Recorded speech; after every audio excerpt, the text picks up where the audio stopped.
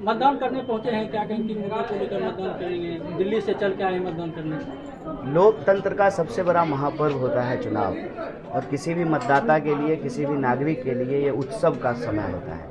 आप अगर लोकतंत्र में आस्था रखते हैं, विश्वास रखते हैं, तो मतदाता होने के तौर पे ये आपकी प्रथम जिम्मेवारी है कि आप अपने मतदान का प्रयोग करें। मेरे लिए हर्ष का विषय है, वोट गिराने के लिए ही सही घर आने का मौका मिलता है, घर वालों से मिलते हैं, गांव वालों से मिलते हैं, उस जगह पे खड़ा होकर के वोट गिराने जा रहे हैं जिस स्कूल में हमने अपनी पढ़ाई की है, अपना बचपन बिताया है। तो हमारे लिए इस भूमि का एक नॉस्टैल्जिक वैल्यू भी है, एक इमोशनल वैल्यू भी है, और एक पॉलिटिकल इम्पोर्टेंस भी है। पॉलिटिकल इम्पोर्टेंस इसलिए है कि बेगूसराय में इंडिया गठबंधन बना है, जो पिछली बार 2019 में नहीं बन पाया था।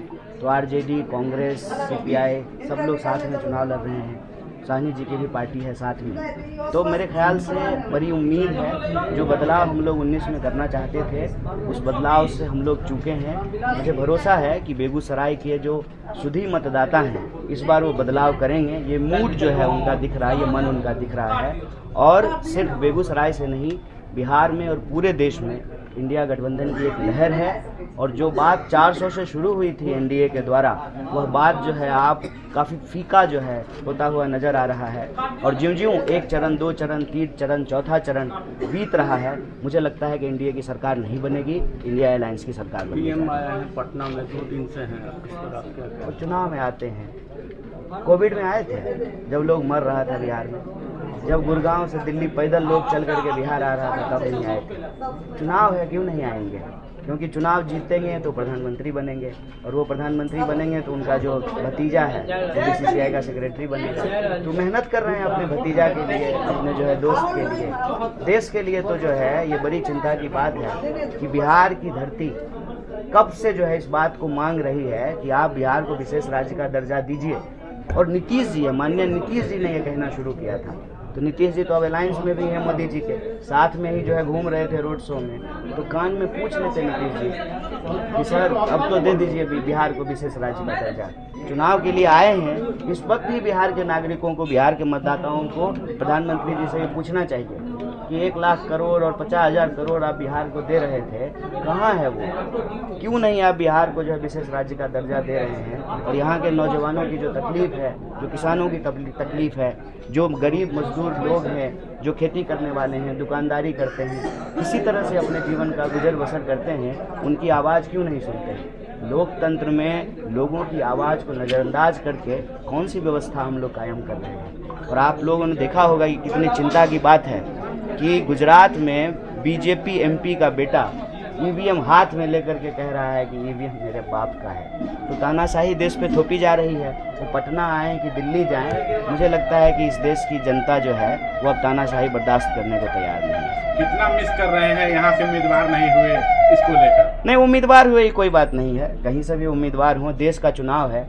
कोई वार्ड पार्षद का चुनाव तो है नहीं, मुखिया का चुनाव है नहीं, लोकसभा का चुनाव है। 543 सीट पर चुनाव हो रहा है और इंडिया गठबंधन 543 सीट पर चुनाव लड़ रही है। तो इसमें कोई निराश होने की बात नहीं है।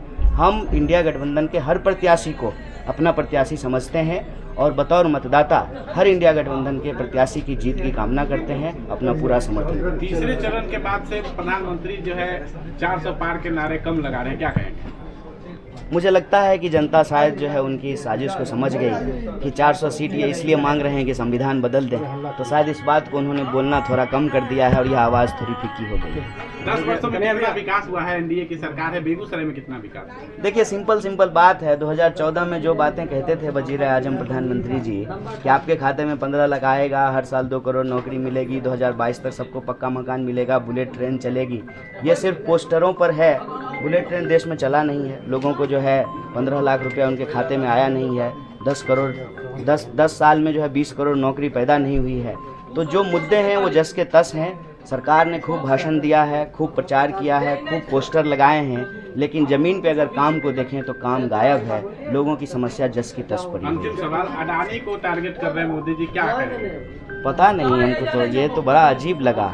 मेरा उस पर सिंपल एक बात है कि अगर मोदी जी को पता है, अव्वल तो पता कैसे है उनको कि टेम्पो में पैसा जाता है, अगर पता है तो फिर वो टेम्पो पकड़ क्यों नहीं रहे हैं? चलिए, टेम्पो अगर नहीं पकड़ पा रहे हैं तो ईडी और सीबीआई वहाँ क्यों नहीं जा रहा है? प्रधानमंत्री जी कभी कभी भूल जाते हैं कि वो प्रधानमंत्री हैं और विपक्ष की तरह बात करने लगते हैं। साहब आप ही देश चला रहे हैं, ईडी सीबीआई आप ही के पास है, इनकम टैक्स आप ही के पास है, तो जो ये आरोप लगा रहे हैं आप, आरोप लगाने की क्या बात है?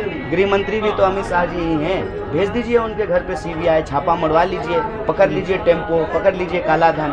तो मुझे लगता है कि ये एक और मुद्दों को गुमराह करने का उनका तरीका है जो हमेशा से वो करते हैं।